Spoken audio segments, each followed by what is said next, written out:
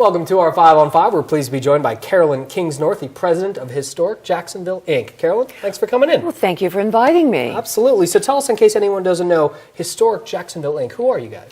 Well, we're newly formed. We just organized earlier this year. We're a successor organization, really, to the Jacksonville Heritage Society, because the city took over the ownership of the buildings. And so, but we looked at it, and what really sets Jacksonville apart is its National Historic Landmark District. But since the museum closed, there are limited activities and things available for people to do in terms of Jacksonville. And so our goal has been to bring these historic buildings to life with programming, events, and activities so that they're not just old buildings, so that they tell stories, so that they involve the visitors and involve the residents alike. And we're partnering with a lot of community organizations as well as the city to make this a reality. Okay, and some of these historical places that you're involved with, the Beekman House and the Beekman Bank. Tell us a little bit about the Beekmans and all of their properties, if you will. Sure. Well, the Beekman family was probably the wealthiest and most prominent of the pioneer families in Southern Oregon.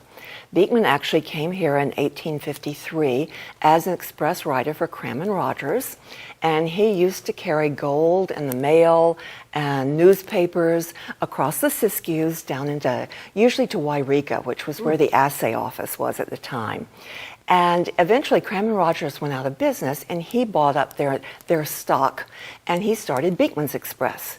And he made this trip 65 miles by horseback or muleback, depending on the weather, over the Siskiyous every week.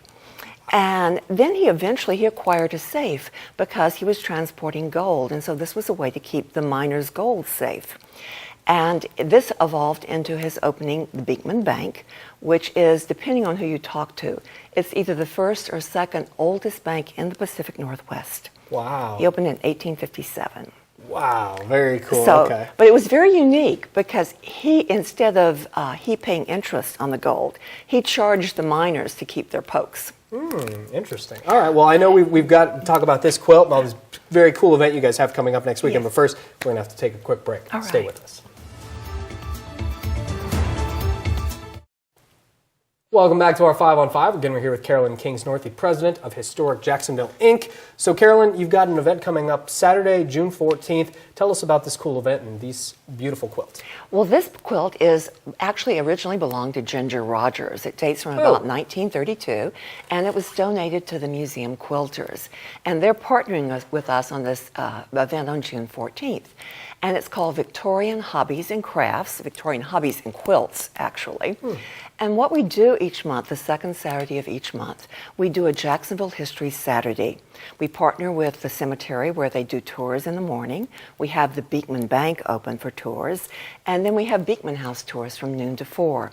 And each month we try to look at a different aspect of Victorian life as seen through the lens of the Beekman family and the community.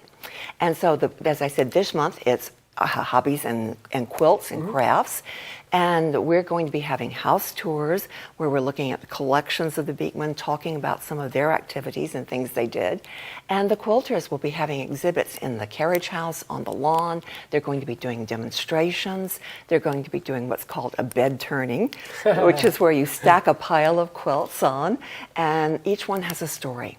And they tell the story, turn it back, and show the next one. Cool. So so it's going to be a lot of fun. And the admission is $5 for adults, $3 for seniors and students. I would say it's family friendly, although I don't know how interested younger children would be in house tours. But this is I'm thinking my 2-year-old might be too young. But this is something the Oregon history students absolutely love. Oh, very cool. And so it's just going to be a lot of fun. It'll be very highly visible. Oh, beautiful. This is gorgeous. And so next month we're going to be looking at medical practices in the Victorian era. In August, it's music and literature. And in September, we're going to be doing travel in the Victorian era, because over the span of 50 years, they went from horseback, stagecoach, sailing ship, to steamship, railroad, and automobile. Yeah, and the Beekmans amazing saw, time. And the Beekmans saw it all. Wow. And we're going to be having antique cars on the lawn. Oh, beautiful. All right, and if anybody wants to find out more information about these other events or anything else, you guys have a website, We correct? do. It's historicjacksonville.org, and we're also on Facebook and Twitter. Very good. Carolyn, great to see you. Thanks for coming Thank you in. so much. Beautiful quilt. All Isn't right. it gorgeous? It is. Stay with us. We'll be right back.